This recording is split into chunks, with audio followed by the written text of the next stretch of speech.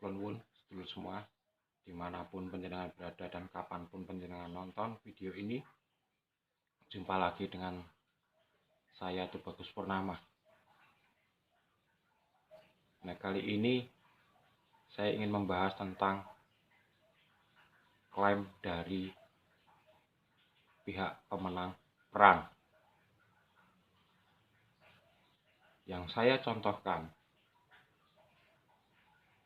pertama kali adalah Anyar Panarukan, jalan. Yang kedua adalah pabrik gula. Yang ketiga adalah kereta api dan relnya. Nah, selama ini kita dari SD sampai SMA, bahkan yang di bangku kuliah, itu hanya menerima bahwa itu buatan Belanda. Dan mau tidak mau harus menerima itu. Sehingga kalau ada tim atau ada arkeolog yang ingin meneliti, selalu dijegal. Nah, ini saya melihat ada kekuatan khusus di sini yang ingin benar-benar membodohi masyarakat kita. Ya, tujuan membodohi apa? Biar masyarakat kita gampang diadu domba, masyarakat kita gampang diatur. Lalu keuntungannya mereka bisa mengambil sumber daya alam kita sepenuhnya. Banyak yang terjadi dan sudah banyak contoh.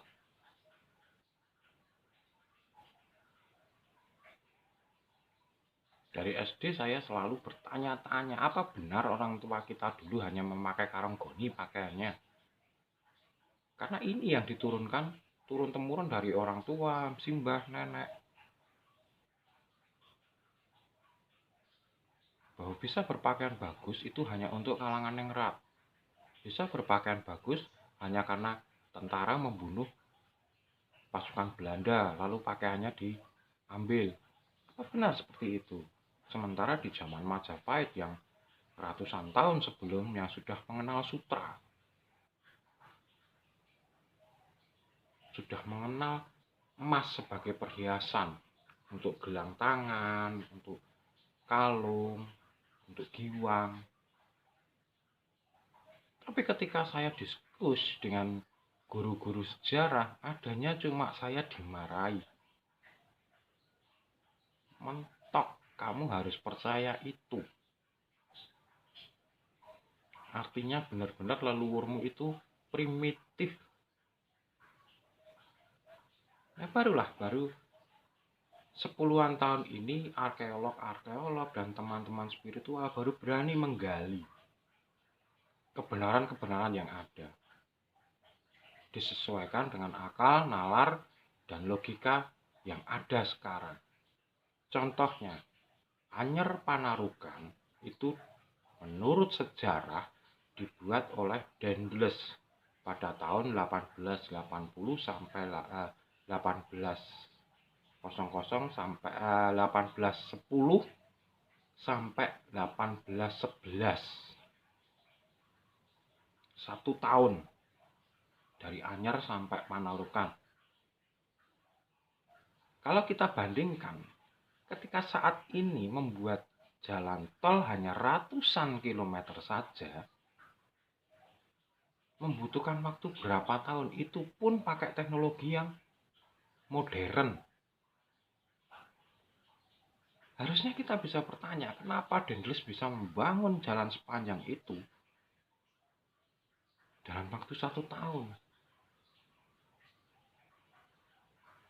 Apakah sebetulnya tadinya sudah ada, tinggal memperbaiki, memperkuat, atau membersihkan, atau ada unsur lain? Nah, ini yang harus ditanyakan. Dan apakah lagi yang banyak? Kita harus cerdas. Sekarang kita diturunkan ke bumi itu untuk menjadi pemimpin di muka bumi ini. Kita harus bisa menggunakan akal dan nalar dan pikiran, itu bawaan dari Tuhan, dari Allah. untuk kita semua agar kita menggunakan akal, logika, nalar kita. Fungsi-fungsi semua yang ada di dalam tubuh kita ini digunakan. Jangan hanya asal percaya jarene. Nah, memang ada kekuatan khusus untuk membuat kita bodoh dan kita dimanjakan agar kita tidak usah perlu berpikir berat. Semua serba disediakan. Jadi kita males untuk berpikir. Itu yang pertama, Jalan Anyer Panarukan. Kemudian yang kedua, pabrik gula. Itu katanya buatan Belanda. Kalau kita masuk ke logika, Belanda itu adanya di Batavia atau Jakarta sekarang ini. Kenapa tidak membuat pabrik-pabrik gula di sekitar mereka, sementara transportasi belum ada? Secanggih sekarang, apakah harus ngoyong-ngoyong dari Jawa Timur, Jawa Tengah, dibawa ke Batavia? Sementara kondisi perang loh, ingat, ini kondisi perang, kondisi tidak aman. Apakah tidak rentan nanti di tengah jalan direbut oleh pasukan kita?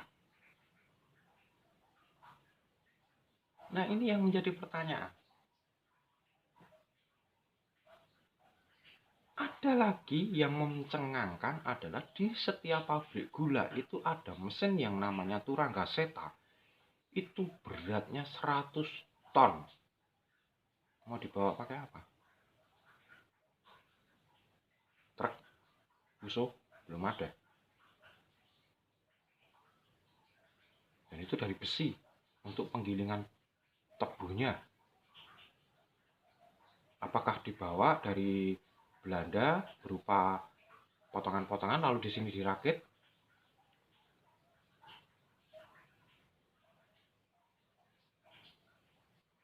Tidak mungkin, suasananya perang. Dan kapal-kapal Belanda hanya mendarat di Batavia dan Surabaya. Lalu bagaimana membawa dari pelabuhan ke tempat-tempat di Jawa Tengah, Jawa Timur?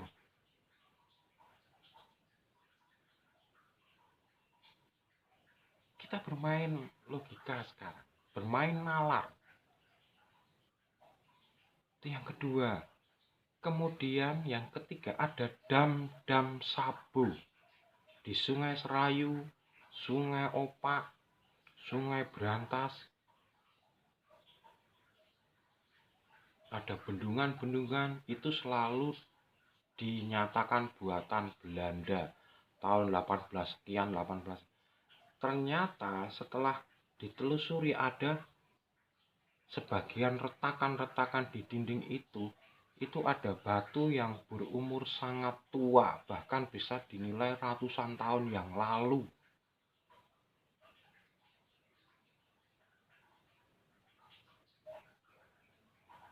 Jadi apakah buatan Belanda atau nenek moyang kita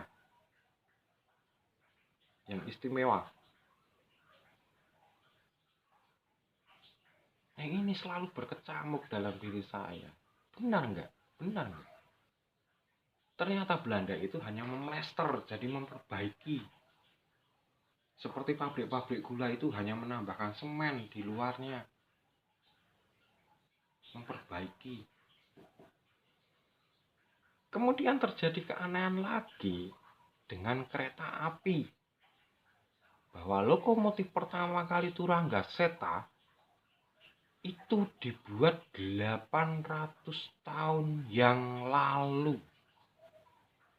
Kalau 800 tahun yang lalu artinya itu zaman kerajaan Kediri atau Sri Aji Jayabaya yang berkuasa saat itu. Makanya pabriknya di Madiun. Jadi bukan buatan Belanda. Kalau buatan Belanda bagaimana? Apakah gerbong-gerbong yang begitu berat dibawa kapal turun di Batavia terus membawanya ke Madiun seperti apa? Apakah di Madiun hanya assembling? Rel sepanjang Jawa melingkar? Itu apakah dari sana ada. Di Belanda tidak ada pandai besi, ahli besi. Itu yang membuat kunci pokok terjawab semua, bahwa semua ini adalah buatan leluhur kita.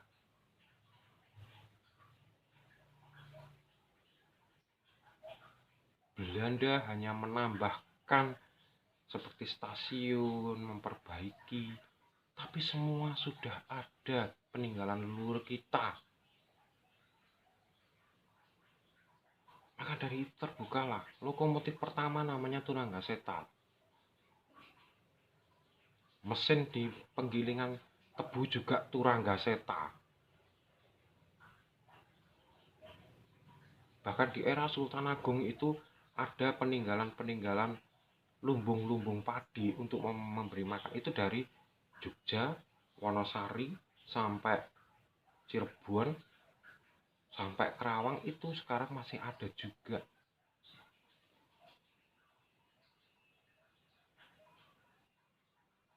Namun sebagian memang dihancurkan agar anak cucu jangan tahu.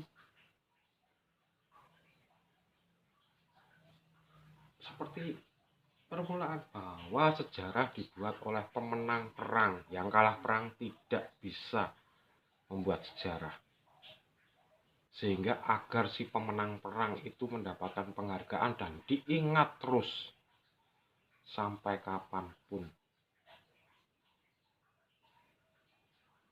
Nah, saya contohkan lagi, ada yang lucu. Di Brazil, itu di pelajaran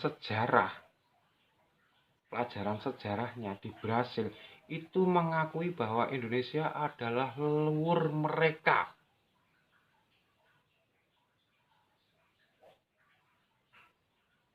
Itu diakui dan diajarkan di sekolah-sekolah di Brazil.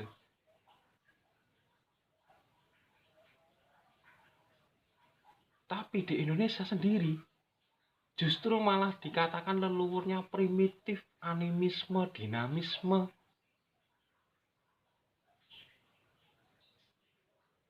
Nah, inilah yang menjadi permasalahan. Mau dibawa kemana generasi kita kalau tidak ada yang mempunyai akal dan nalar pikiran untuk merubah keadaan? Karena seperti Tuhan katakan, seperti Allah katakan, tidak akan merubah nasib dari sebuah kaum kalau tidak kaum itu merubah nasibnya sendiri.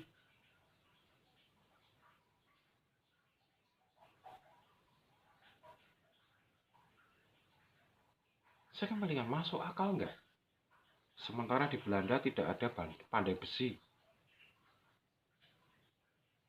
Dan rel sepanjang itu, apa mau dibawa kapal untuk sampai ke Indonesia ini? Belum lokomotifnya, belum gerbong-gerbongnya. Lalu bagaimana membawa dari Batavia ke Madiun atau dari Surabaya ke Madiun?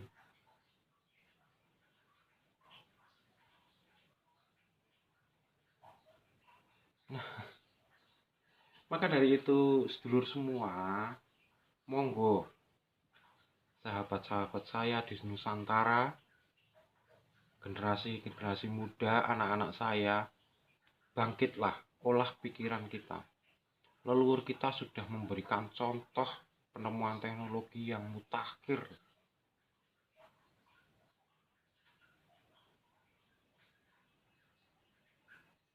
Kenapa sekarang kita tinggal menikmati jajahan ekonomi, jajahan perdagangan dari produk luar? Kita justru membanggakan orang luar. Bahkan mereka sendiri bangga menjadi turunan dari Indonesia.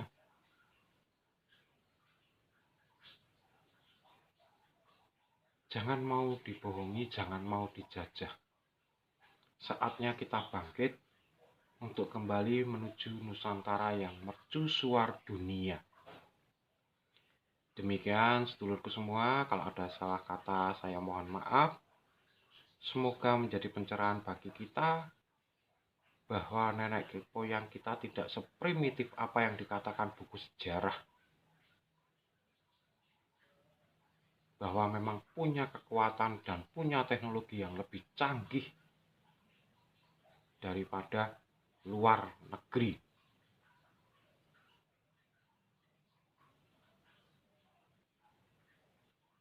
Sebelum ada Nikola Tesla, nenek moyang kita sudah mengenal elektromagnetik, mengenal listrik tanpa mengganggu sumber daya alam. Kalau sekarang listriknya pakai batu bara, harus menambang. Kalau dulu tidak, dengan energi air.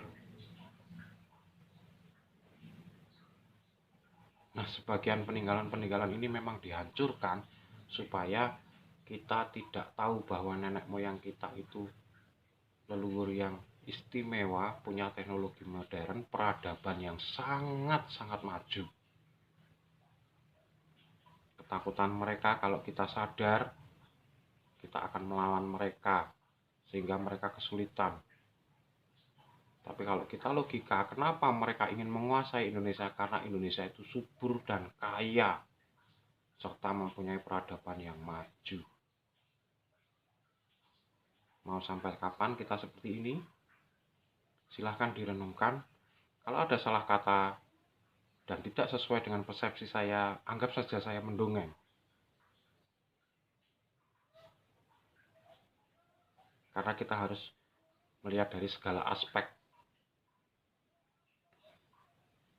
Jadi harapan saya, semoga cerita ini bisa bermanfaat.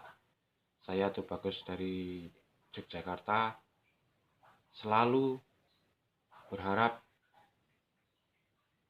ke depan akan lebih baik dan banyak generasi muda yang tercerahkan. Rahayu, rahayu, rahayu.